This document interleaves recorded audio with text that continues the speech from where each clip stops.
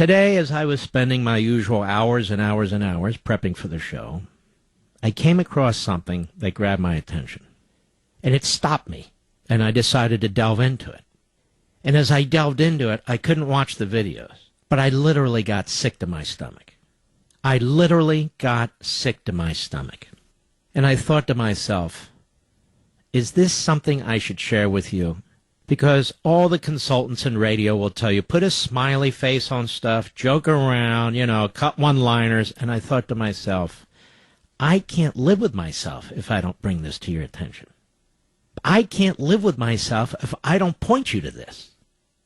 It was on the website, an excellent website, Right Scoop, and it is a story about human slaughterhouses in Syria. Human slaughterhouses with decapitated bodies hanging like meat. And as pointed out on the Right Scoop, when the stories are finally told about what really happened in Syria during this so-called civil war, people are going to be astonished at the evil. Walid Shoebat has been researching this for the past 2 weeks. He says he's never seen anything so horrific in his life. What he's found through first-hand testimony and actual video footage, and he's posted it on his site, are human slaughterhouses in Syria used to exterminate Christians and Muslims. Yes, Muslims. Muslims that are not the right Muslims. Muslims that are not sufficiently radicalized. They're run by Syrian rebel Takfiri jihadists groups. And one such group is called ISIS, which stands for Islamic Group of Iraq and Syria. Another group is called Muhammad. And these groups are rounding up Christians and Muslims who disagree with their ideology. They are systematically decapitating them from the root of their necks and hanging them upside down like butchered cattle. The Muhammad slaughterhouse was run by this self-named group, Free Syrian Army. Now, in its infancy, it was caught 3 years ago when the Syrian police found it and shut it down. The problem is there are more. And Walid Shoebat has found evidence of 3 different slaughterhouses operating in Syria, and there's no telling how many more there are. The world needs to know about this. The world needs to hear about this. This is Hitleresque. This is as sickening as it gets. This isn't even inhuman. It's beyond that. It's beyond barbaric. As civilized human beings, we're without words to explain it. And when you read about this, and it's hard to read, it's hard to read this stuff. These people are brought before a court, which obviously is a joke. They're all lined up, teenagers and old men, women and girls. They're lined up and they decide what kind of execution tool they're going to use. A big knife, a sharp knife, a dull knife. Depends on the thickness of the neck. And once they're decapitated, they're disemboweled. And then they're hanged upside down, as in a slaughterhouse. I'm no fan of the Syrian government. It is a terrorist government. It is in alliance with the Islamo-Nazi regime in Tehran. It helps support Hezbollah and also Hamas. I am well aware of what Assad is and what that regime is. But those who want to run and defend and support the rebels because they think these are freedom fighters, this so-called revolution, this civil war, has been hijacked by the lowest of lowlives that's ever been put on the face of the earth. So I want to talk about this a little bit with a man who's trying to expose it, but for some reason cannot get the attention of the television networks. For some reason cannot get the attention of cable TV, which is busy chasing a jet with experts who have no idea what happened to it. And the silly news, radio news, TV news, the idiocy that they will report while these slaughterhouses are in operation. And it's not just here, what goes on in North Korea and so forth. I'm not sure what to do about these things, ladies and gentlemen, but I do know this. We need to be aware of them. We shouldn't close our eyes to them. And I have to ask, why isn't there more attention being paid to this? When people say things like, what do we care? That's not in America's national security interest. What do we care? What do we care? It doesn't mean, ladies and gentlemen, that we send stealth bombers and blow Syria off the face of the earth. That's not a logical conclusion. But there is a point at which we are moved. We are moved by genocide. We are moved by horror like this. That it weighs on our conscience, not because we're responsible for it. That has nothing to do with it. But because our fellow man is being so treacherously destroyed. Destroyed. When we come back, we're going to talk to Walid Shoebat about what he knows about these slaughterhouses. I know this is a tough subject. I know I could go off on silly land. And we will talk about other things in the final 2 hours of the program. But as I said when I opened the program, we have to live with ourselves. Seems to me we need to know that this is going on. You don't need to look at these videos, but they're there. This is a fact. This is a fact. It's not a nightmare. It's a fact that human beings are being treated like this in the most horrific manner imaginable. Walid Shoebat, how are you, sir? Good, how are you? I'm very well. Tell everybody the organization you run right now. What's the name of it and what do you do? I run Rescue Christians. It started when I was trying to help Christians being persecuted in Pakistan, found very little being done by these major organizations that claim to be helping and aiding Christians. They give Bibles and things of that sort, blankets, but there's no actual rescue missions. The atrocities that goes on in Pakistan is horrendous, rape of women.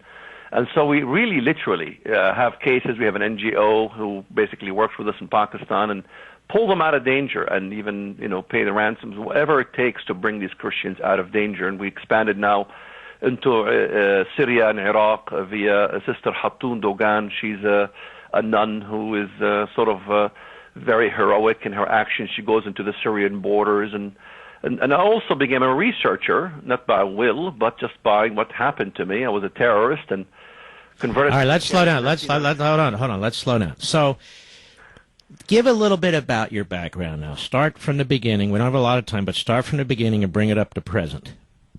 Well, I grew up in the Middle East, in Bethlehem, Israel. My mother wasn't permitted to leave. She was an American who was held against her will. She couldn't leave the Middle East, and she was stuck there for 34 years. I grew up in the Palestinian area with Islam, and of course, I got in trouble as a teenager, went into prison, later on planted a bomb in Israel, in Bethlehem actually, to be more specific, and then came to the States, was active in the university campuses, and was disenfranchised with the PLO. It was no unification of all these different groups, sectarian divides. And so I joined the Muslim Brotherhood under the umbrella of Jamal Saeed, who was the colleague of Abdullah Azzam. Of course, we know Abdullah Azzam was the godfather of Al-Qaeda. So this was in 1981 when I was in the States. Converted to Christianity in 1993, became activist supporting Israel. I believed Israel has a right to exist. I began to fight for the right of Israel to exist, and that's when basically I became a controversial figure. I'm attacked at all levels. So you can view me, you can see me attacked by CNN and major media, and also being supported by other media. And then I began to investigate a lot of things in the Middle East, especially when the Islamofascists in the U.S. say things in the English language, and would translate them into the Arabic language. I began to crack many cases, the Ground Zero Mosque, the Huma Abedin case, the Malik Obama, President Obama's brother, his involvement with the Sudanese Islamist government with Omar al-Bashir, photos, everything. And then I got involved with rescuing Christians because I couldn't figure out why in the West there's very little organizations that do very little for actually, bringing Christians out of harm's way in the Middle East or in Pakistan. And so I started Rescue Christians, and I began to discover much more troublesome, research, especially in Syria with slaughterhouses. All right, I want to get it. So that's the background, Walid Shoebat. That's your background. Thumbnail sketch. And now you are a practicing Christian. You are an American. And now your mission, among other things, is to save people who are being threatened, who are in places in the world which are extremely dangerous. And I want to focus in right now on your discovery of and your attempt to make as public as you can these slaughterhouses in Syria. What did you find? Well, the first thing I found was a story, it was also published by Al Jazeera, of a fellow who was part of the Free Syrian Army. His name is Saif al-Adlubi. He was giving his testimony in a slaughterhouse. I'm talking about a human slaughterhouse. Couldn't believe it. Of course, I called my contacts from Syrian background, and they said, well, have you not heard of Muhammad slaughterhouse? That's another one. This fellow was talking about the slaughterhouse in Adana, and he described it so well. And then I was giving another video from the Sib'a area of another slaughterhouse. So that's 3 so far, right? And then also I began to research myself and obtain footage from Syria on another human slaughterhouse in Bayyad. And the meticulous kind of killing is 3 here, at least 3. And you can see it on video, and I couldn't believe it. I mean, the video was horrendous. People can go to my blog, shoebat.com, and see the videos for themselves. The meticulous carving of heads, arms, limbs, disembowelment, and in fact, in cases, another 4th slaughterhouse, which was an undisclosed location in which it was the victims were executed in a sacrificial offering. And of course, I know the Arabic language, and the terrorist who began to execute these was saying in the Arabic language, نَتَقَرَّبَ مِنْهُمْ إِلَيْكَ يَا رَبِّ. I know what that means. I bring them a sacrificial offering to you, O Lord. تَقَبَّلَ قُرْبَانَكَ. Qurban, nobody, I don't know any Arabic expert who could say Qurban is not sacrifice. Accept this sacrificial offering, O Lord. O Lord, accept it from us. O Lord, accept it from us. And then he says, Bismillah, and commence the killing. And so it is really a sacrificial. And also, you have cases of cannibalism. We investigated Kuru. Kuru existed in Syria, which is a disease that is contracted through cannibalism only. A disease that basically been eradicated in the earth, has sprouted in a case in Syria when the patients were taken to Turkey and then to Germany for treatment. And of course, it remained hush-hush. There was a Arab agency that investigated the whole thing. And in fact, the very man who gave his testimony on this video, he was told, Abshir bil-dhabh. The good news is you will be slaughtered as a sacrifice. So you have a sacrificial offerings on video, and the Arabic is very clear, and the cutting of the bodies is like sheep hanging upside down, exactly as Al-Adlubi stated. Men, young men and old men, Armenian Christians. He was discussing how Christians were being slaughtered. One Armenian Christian, as a slaughterer came to him, says, your neck shouldn't take much problem because you're an aged man and I don't have to sharpen my knife. So we have cases of Armenian Christians and also Sunni Muslims and Shiites being executed in a very horrific way. And these are slaughterhouses, human slaughterhouses, akin to what happened in Nazi Germany. It's probably much smaller scale. Walid, I want to hold you over. Don't hang up. I'm speaking to Walid Shoebat. This is absolutely stunning, unconscionable, and the fact is the world needs to know about this. I'm speaking to Walid Shoebat. His organization is RescueChristians.org, RescueChristians.org. Why do you think senior government officials, sir, are not even talking about this sort of thing? Well, it's obvious why, because we've taken the position that Bashar al-Assad needs to be ousted, so we supported the FSA, and of course we had other, like al-Nusra and like the ISIS, which is the Islamic State of Iraq and the Levant, began to basically create incursions into the region from all over the Middle East, and of course it's becoming very obvious in Syria that really this stuff is escalating to a point that is Al-Qaeda affiliated, and Al-Qaeda is fighting with the Syrian government. The political position is that we're anti-Syrian government, and when in reality the Syrian government is trying to close some of these slaughterhouses, like the Muhammad slaughterhouse in Sab'a was closed by the Syrian police. So while the Syrians do have, well, the Syrian government does deal with people like we have Saddam Hussein, but it's nothing like what we see now. What we see now is much more different and escalated and much, much different. Now we can understand fully what happened to the Armenian genocide. In fact, Samuel Gradley Ho, gave a historical sketch in his Greek Revolution. He was an eyewitness, and he said that the Turks, the Muslim Turks, though the blood of the Christian was an acceptable offering to God. In other words, it was a sacrificial offering. So we see things. Even we have documented the major Islamic TV network in Egypt during the Muslim Brotherhood, in An-Nas, and major theologians talking about even cannibalism, that you can eat the flesh of the enemy so long it's raw. We've seen video of I was the first, in fact, to report that video, one of the few, that the eating of the lung, and it turned out to be he wanted to eat the heart, but it turned out to be the lung. And of course, we can go to Islamic sources from Ash-Shafi'i, Ibn Taymiyyah, Bukhari, Dahabi, Ibn Qayyim, Darami, Ibn Kathir, you name it, that supports the idea of sacrificial offering, and even including human flesh. You had the famous case in Islamic theology, the case of Khalid Abdullah al-Qasri, who ritually sacrificed Ja'd ibn Durham. In fact, that's the example that was given on this. Well, let me ask you this: what should or can the United States do about this in Syria right now? I mean, it seems like there's very little we can do in terms of. I will say this: I mean, I'm starting to think as detestable as Assad is, and he's detestable. Yeah. What you're reporting here, though, is so unspeakable. It's such evil that maybe I have to pick a different side. Well, for decades I've been arguing removing dictatorships in the Middle East is crucial, because what replaces it is Islamofascism. I was right. I was against the removal of Iraq's, Saddam Hussein. What happened? Iraq is in chaos. I'm against removing Muammar al-Qaddafi. How's Libya doing, by the way? Chaos. Removing Bashar al-Assad.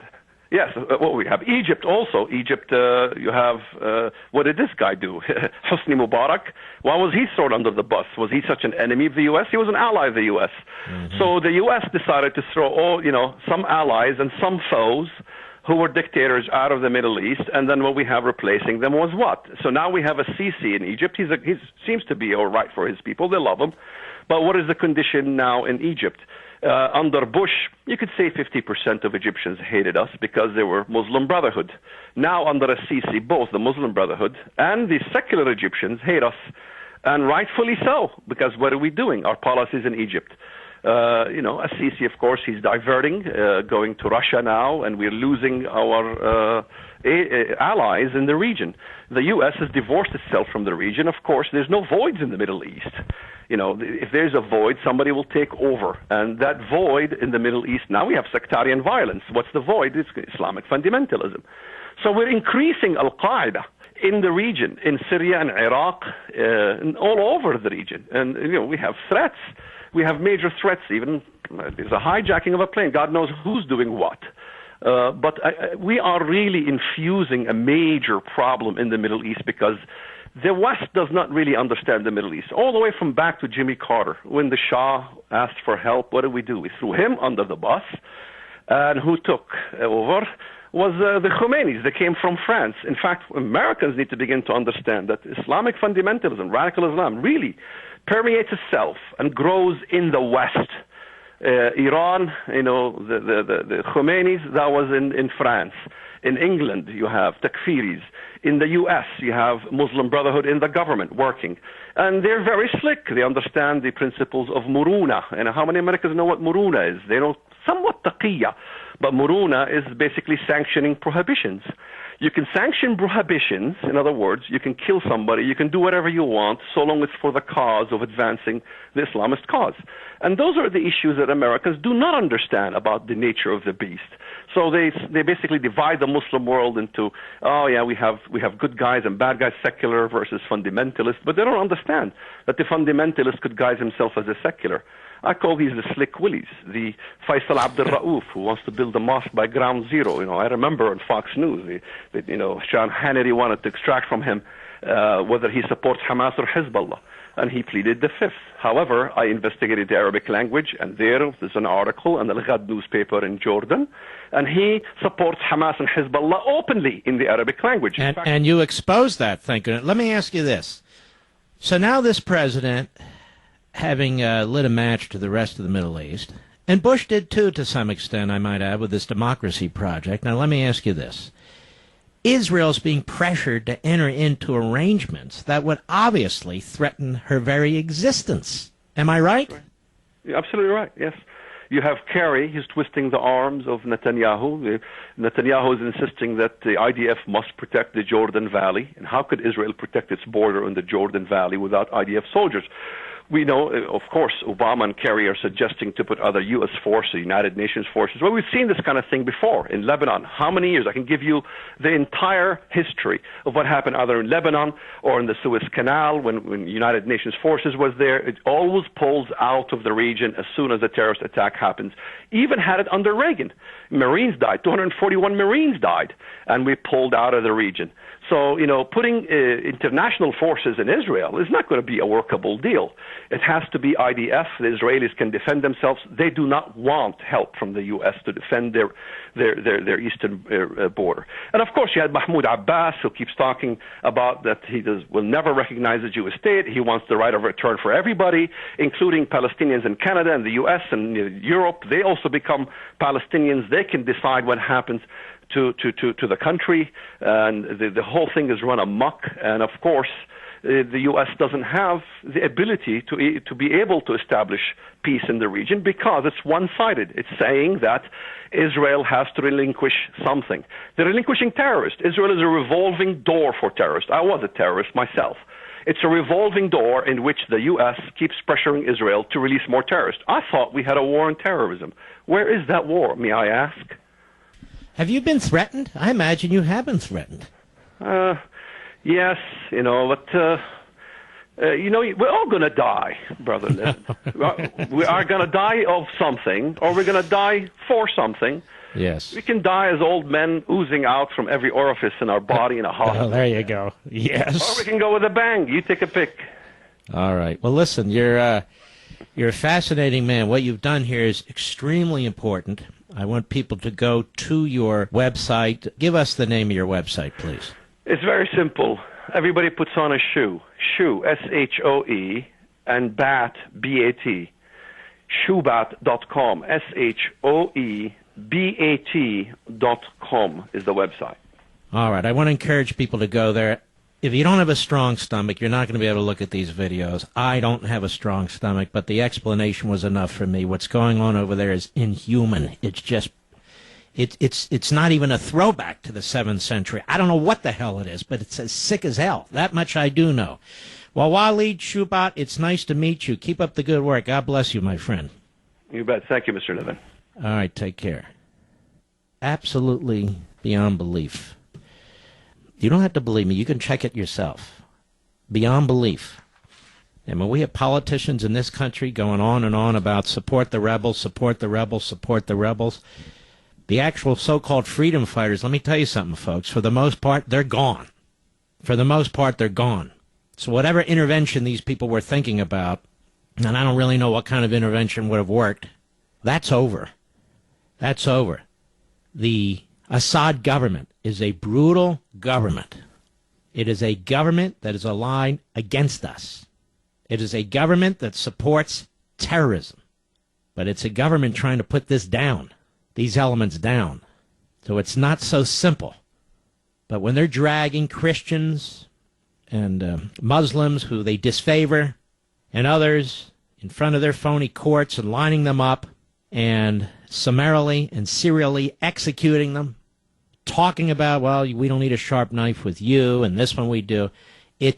Folks, it is so heartbreaking. It just is. I mean, if you have a soul and a heart, you read this, and if you wish, you could look at this, and you go, but look, just look at this.